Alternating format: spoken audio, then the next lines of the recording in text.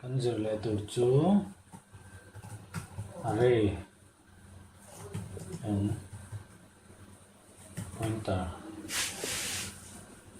array and pointer ani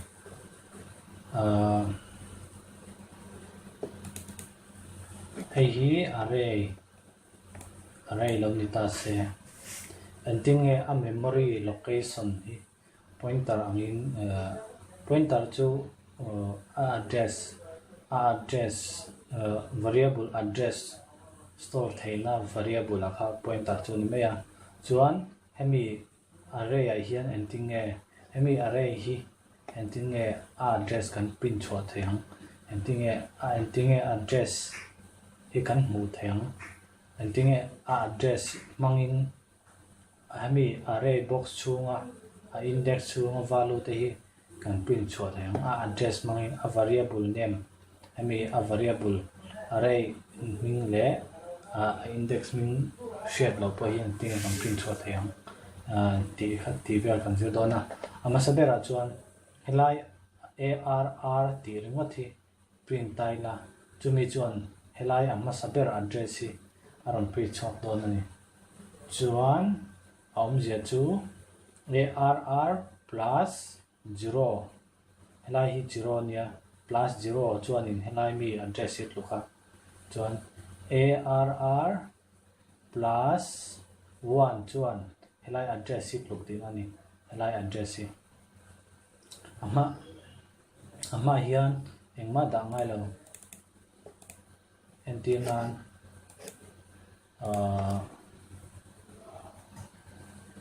ampersand arr tivel da ngai lo wa hemi hi arr top hi hemi arr top kan print chhuat chuan kan print chuan in address helai amma saber address hi aron print chhuat dona chuan arr plus 1 kan ti chuan helai mi a second mi hi aron print chhuat chuan arr plus 2 kan ti chuan helai mi a thata mi address hi aron print chhuat arr plus 3 kan ti chuan a top ber mi helai mi address hi aron print chhuat doni chu ti lo po print chhuat dan chu ala om le chu helai a variable mang hian ni a variable ma ming manga kan print chhuat don chuan ama ampersand address mi hi da nga ya antina ama saber mi hi a variable helai address hi variable mang lo print chhuat don taila arr antinga tan 0 kan da nga adota mi kan print le so ampersand arr 1 kan da le nga tikan programa nakina kan dia hona katian khan dia chuanin programming han entir chinila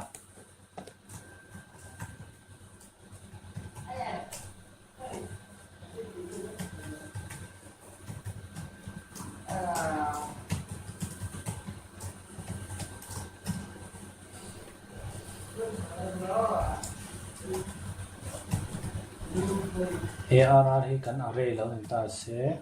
array element palin nei kan zia kanga element to 10 20 10 20 13 14 te hi lo ta se tuna amma sabera kan soi kha arr top mang hian helai mi hemi 10 address hi print chinam tiang address of index 0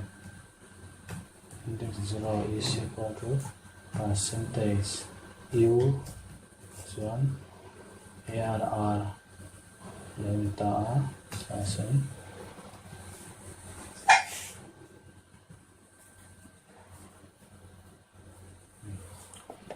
address chu ni helai 10 helai array index 1 index 0 address 2268676 8 hi ni chuanin hei hemi tiang hmang lo hian en tinge kan print ang kan ti chuan pakhat mang khan lo print tai la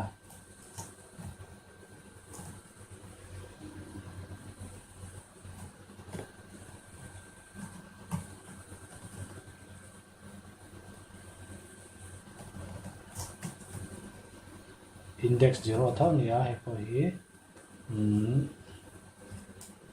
0 kan danga tian %, dangani arr a index hemi hi a variable khanita variable manga address kan print na chuan hi danga I thin kan soi to ha na tutorial ma sa chuan hetian lo print don chin la ai angen lo nan 26866768 26866768 ai nang ve ni chuanin amma kan soi to ang khan arr a plus 0 kan tia etian bracket chu kan tanga address print thai kan ti ha chuan arr plus 1 helai mi kan soi ang hian han print don chin la ai hian index 1 a print nga index 2 index 3 tiang han print don chin la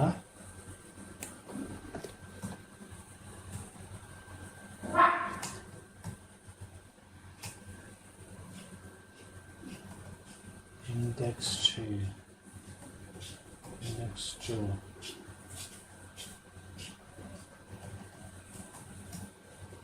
lahi index 2 2 1 address kan print ni address hi in ang lo veka hi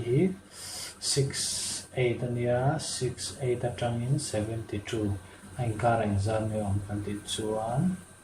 som pania paret pai chu padi integer hi 8 bit ania chu bang chuan 8 bit ania chu bang chuan pali tlan ni engka hi pali zel tlan hi pali zel chu bang chuan pali zel increase ani chuan pakhat ang khan lo print ve le tai la hemi ang hian address hemi mong hian vai lo print ve le tai la ai ang lo mem ti kha kan en ang ngai ang lo en na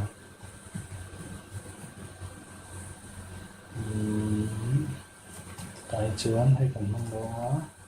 0 kan ha en passing kan da bok copy na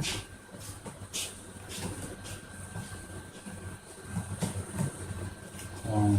2 3 4 3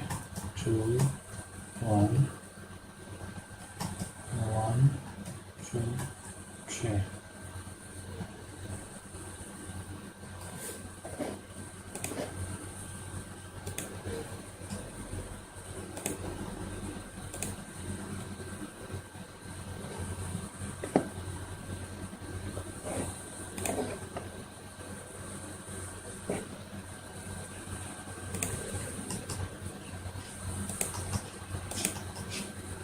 lòng nó để mà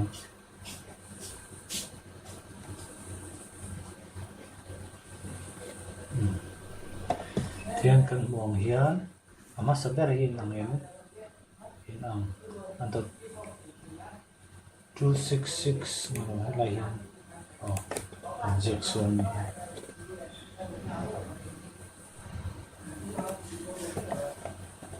6868 272767680 anh ke chen om ja chu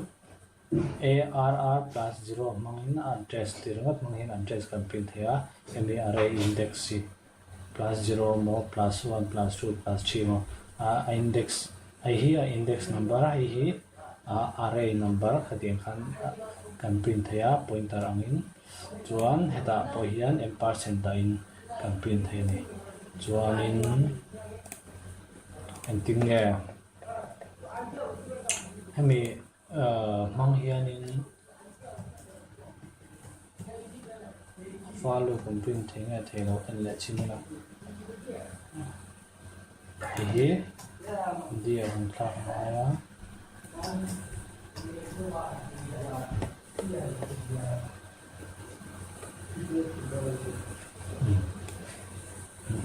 hay hemi mang hianin value complete thing star kan ta in hi address ang ngot khan ya chu chunin value po complete thing omja chu hemi hi index setting a ziak lo po hian hetiang mang po hian array value hi kan access thaya complete shop thai ni